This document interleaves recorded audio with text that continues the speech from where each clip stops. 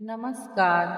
आज जो मंत्र मैं आपके साथ साझा कर रही हूँ वो सिर्फ शब्द नहीं है, यह एक रक्षा कवच है, एक अदृश्य शक्ति है जो हर उस डर, हर उस बाधा को रोक सकता है जो आपको चैन से जीने नहीं देती। ये वही मंत्र है जो आपने शायद पहले नहीं सुना, लेकिन आज ये मंत्र आपको ढूंढता हुआ आया है, क्योंकि अब समय है आपकी रक्षा का। आंखें बंद कीजिए और मेरे साथ बस एक बार दिल से बोलिए, ओम नवकुलाय विद्महे विषदंताय धीमहि तन्नो सर्प प्रचोदयात्। आपने महसूस किया उस कंपन को, उस शक्ति को? आइए अब हम इसे 108 बार जाप करेंगे, लेकिन ये सिर्फ संख्या नहीं है, ये 108 पुकारे हैं, आपकी आत्मा की पुकार। ओम नवकुलाय विद्महे विषदंताय धीमहि तन्नो सर्प प्रचोदयात्। ॐ नवकुलाय विद्महे विषदंताय धीमहि तन्नो सर्प प्रचोदयात्। ॐ नवकुलाय विद्महे विषदंताय धीमहि तन्नो सर्प प्रचोदयात्। ॐ नवकुलाय विद्महे विषदंताय धीमहि तन्नो सर्प प्रचोदयात्। ॐ नवकुलाय विद्महे विषदंताय धीमहि तन्नो सर्प प्रचोदयात्। ॐ नवकुलाय विद्महे विषदंताय धीमहि तन्नो सर्प प्रचोदयात्। ॐ नवकुलाय विद्महे विषदंताय धीमहि तन्नो सर्प प्रचोदयात्। ॐ नवकुलाय विद्महे विषदंताय धीमहि तन्नो सर्प प्रचोदयात्। ॐ नवकुलाय विद्महे विषदंताय धीमहि तन्नो सर्प प्रचोदयात्। आपने अब तक 9 बार कहा, क्या आपने देखा आप अंदर से कुछ हल्का महसूस कर रहे हैं? चलिए आगे बढ़ते हैं। ओम नवकुलाय विद्महे विषदंताय धीमहि तन्नो सर्प प्रचोदयात्। ॐ नवकुलाय विद्महे विषदंताय धीमहि तन्नो सर्प प्रचोदयात्। ॐ नवकुलाय विद्महे विषदंताय धीमहि तन्नो सर्प प्रचोदयात्। ॐ नवकुलाय विद्महे विषदंताय धीमहि तन्नो सर्प प्रचोदयात्। ॐ नवकुलाय विद्महे विषदंताय धीमहि तन्नो सर्प प्रचोदयात्। ॐ नौकुलाय विद्महे विषदन्ताय धीमहि तन्नो सर्प प्रचोदयात्। ॐ नौकुलाय विद्महे विषदन्ताय धीमहि तन्नो सर्प प्रचोदयात्। ॐ नौकुलाय विद्महे विषदन्ताय धीमहि तन्नो सर्प प्रचोदयात्। ॐ नौकुलाय विद्महे विषदन्ताय धीमहि तन्नो सर्प प्रचोदयात्। आप जिन सर्प दोष, भय या बाधाओं से जूझ रहे हैं, अब वे सब कुछ नहीं कर पाएंगे। नौकुलाय विद्महे विषदन्ताय धीमहि तन्नो सर्प प्रचोदयात्। ॐ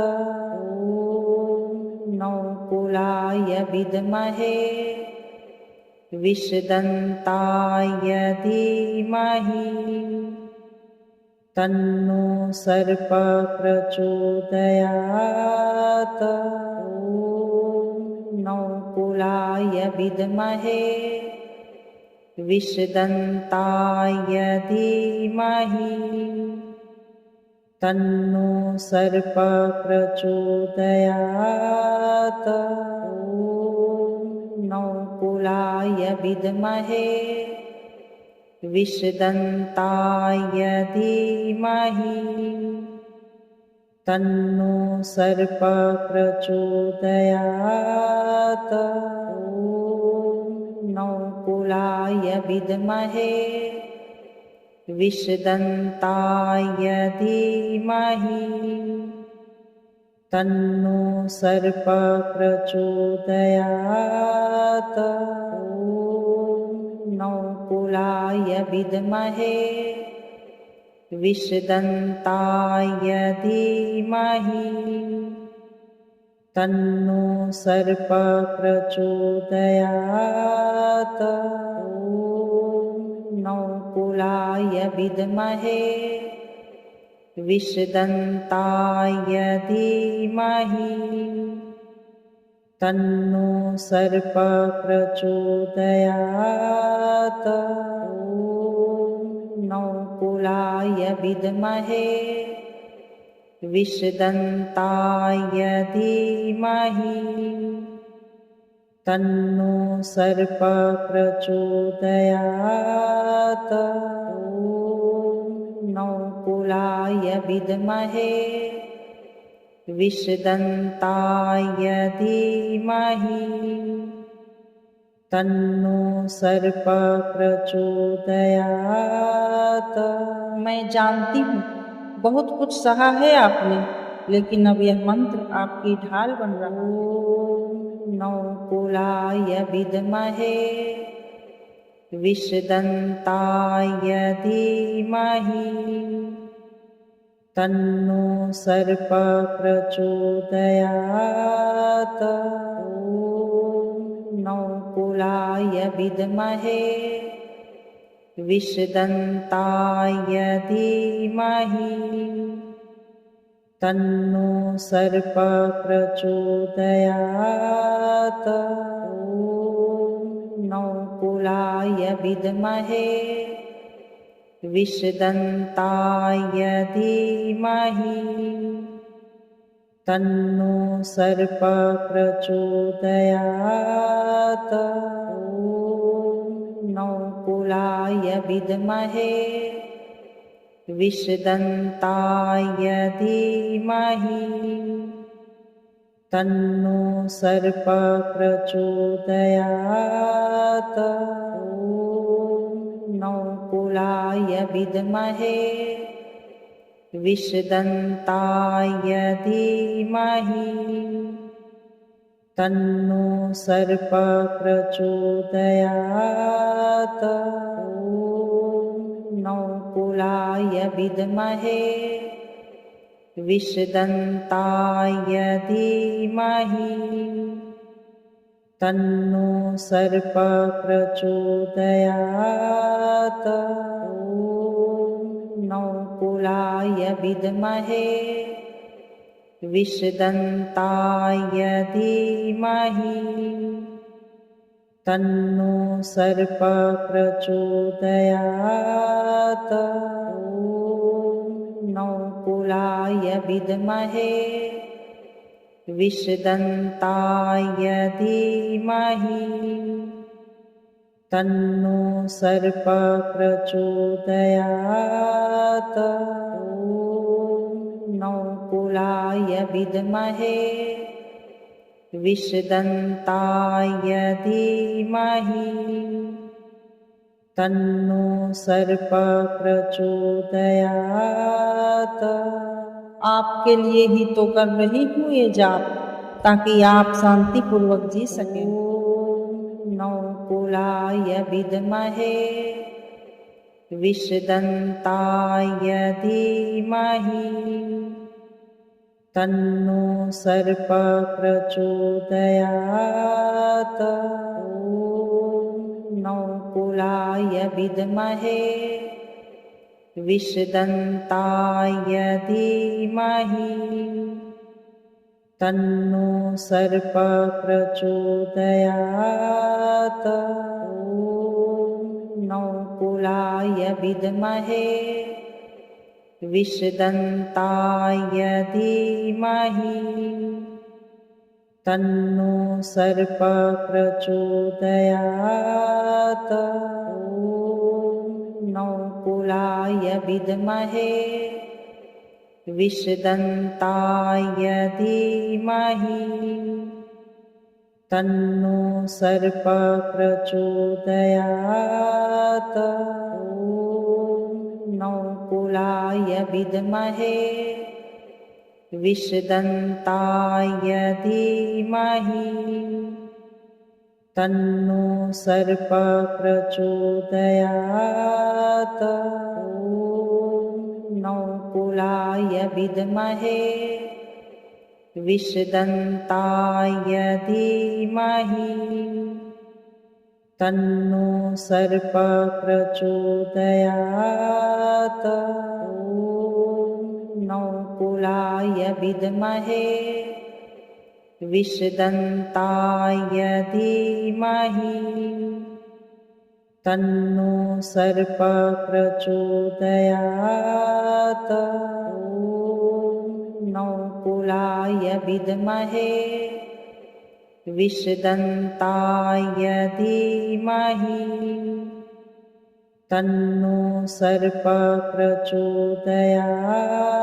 ॐ नौकुलाय विद्महे विषदन्ताय धीमहि तन्नो सर्पः प्रचोदयात्। ॐ नौकुलाय विद्महे विषदन्ताय धीमहि तन्नो सर्पः प्रचोदयात्। ॐ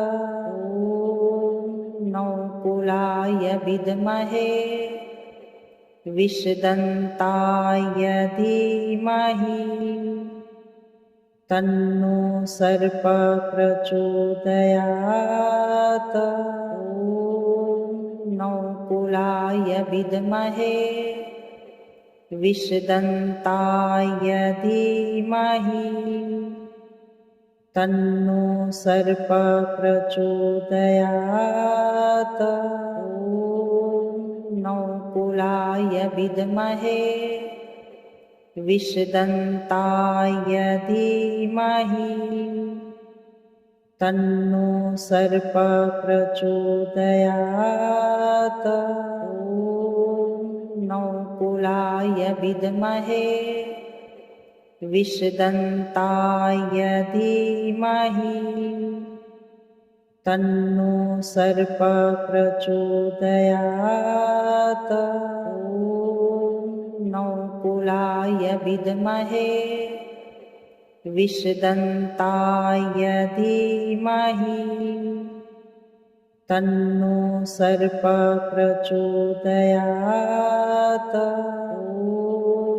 नौकुलाय विद्महे विषदन्ताय धीमहि तन्नो सर्पः प्रचोदयात्। ॐ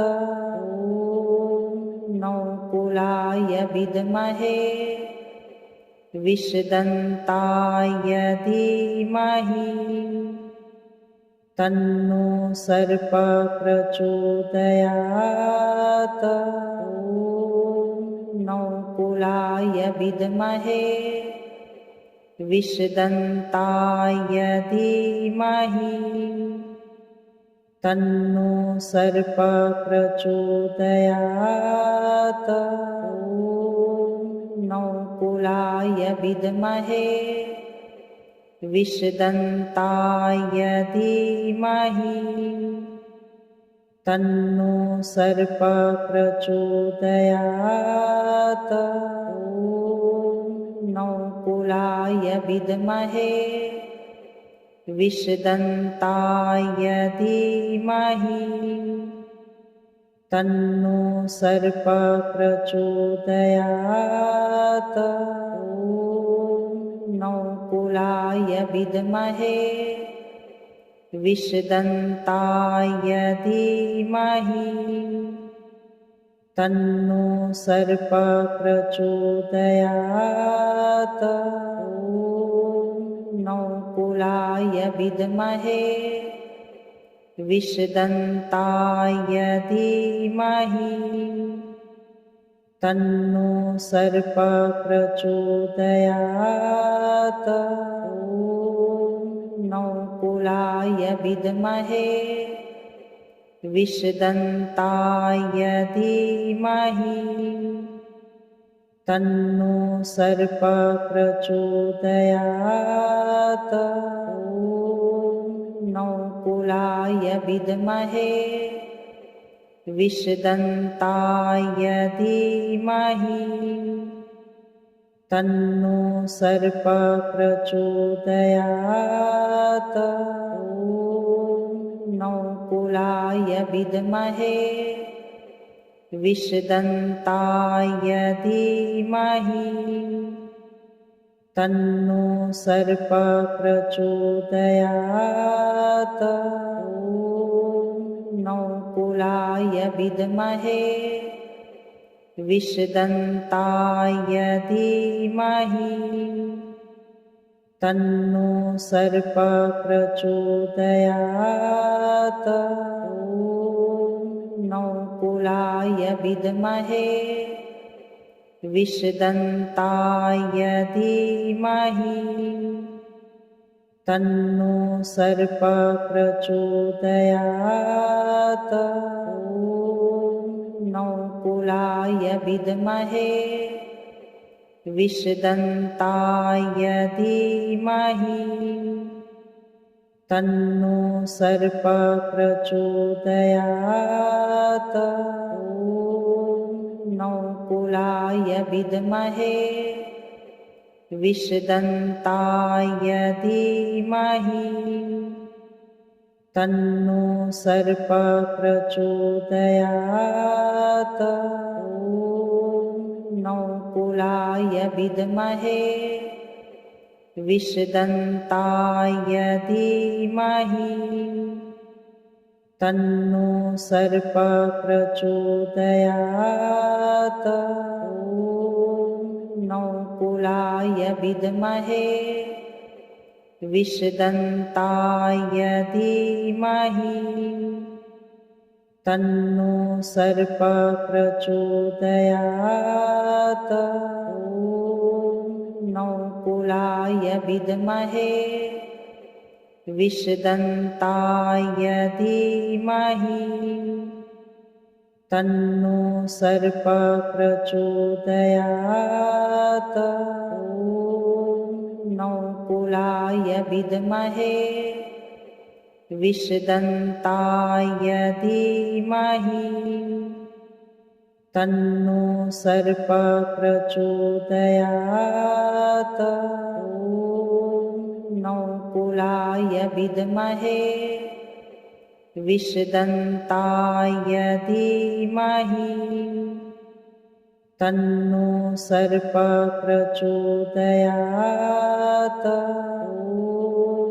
नौकुलाय विद्महे विषदन्ताय धीमहि तन्नो सर्प प्रचोदयात्। ॐ नौकुलाय विद्महे विषदन्ताय धीमहि तन्नो सर्प प्रचोदयात्। ॐ नौकुलाय विद्महे विषदन्ताय धीमहि तन्नो सर्प प्रचोदयात्। ॐ नौकुलाय विद्महे विषदन्ताय धीमहि तन्नो सर्प प्रचोदयात्। ॐ नौकुलाय विद्महे विषदन्ताय धीमहि तन्नो सर्प प्रचोदयात्। ॐ नौकुलाय विद्महे विषदन्ताय धीमहि तन्नो सर्प प्रचोदयात्। ॐ नौकुलाय विद्महे विषदन्ताय धीमहि तन्नो सर्प प्रचोदयात्। ॐ नौकुलाय विद्महे विषदन्ताय धीमहि तन्नो सर्प प्रचोदयात्। ॐ नौकुलाय विद्महे विषदन्ताय धीमहि तन्नो सर्प प्रचोदयात्। ॐ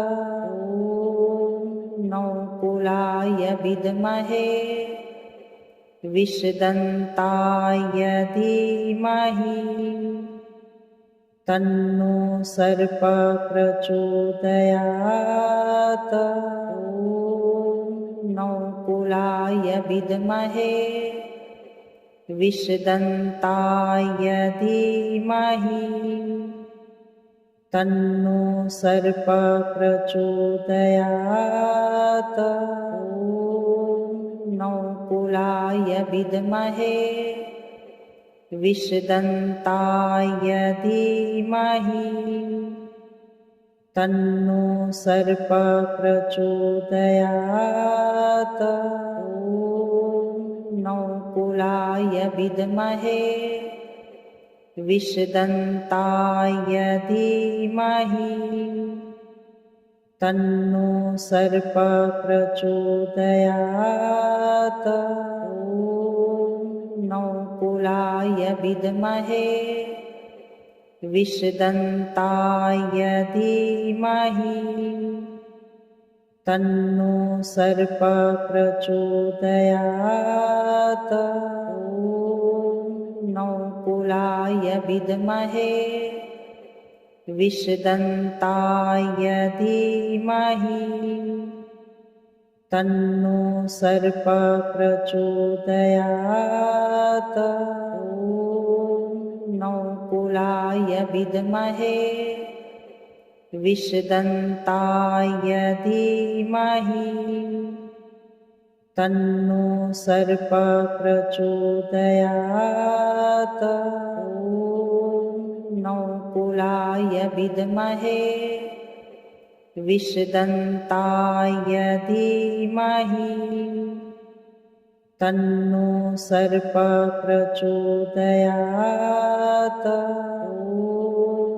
नौकुलाय विद्महे विषदन्ताय धीमहि तन्नो सर्पः प्रचोदयात्। ॐ नौकुलाय विद्महे विषदन्ताय धीमहि तन्नो सर्पः प्रचोदयात्। ॐ नौकुलाय विद्महे विषदन्ताय धीमहि तन्नो सर्पः प्रचोदयात्। ॐ नौकुलाय विद्महे विषदन्ताय धीमहि तन्नो सर्पः प्रचोदयात्। ॐ नौकुलाय विद्महे विषदन्ताय धीमहि तन्नो सर्पः प्रचोदयात्। ॐ नौकुलाय विद्महे विषदन्ताय धीमहि तन्नो सर्पः प्रचोदयात्। ॐ नौकुलाय विद्महे विषदन्ताय धीमहि तन्नो सर्पः प्रचोदयात्। ॐ नौकुलाय विद्महे विषदन्ताय धीमहि तन्नो सर्पः प्रचोदयात्। ॐ नौकुलाय विद्महे विषदन्ताय धीमहि तन्नो सर्पः प्रचोदयात्। ॐ नौकुलाय विद्महे विषदन्ताय धीमहि तन्नो सर्पः प्रचोदयात्। ॐ नौकुलाय विद्महे विषदन्ताय धीमहि तन्नो सर्पः प्रचोदयात्। ॐ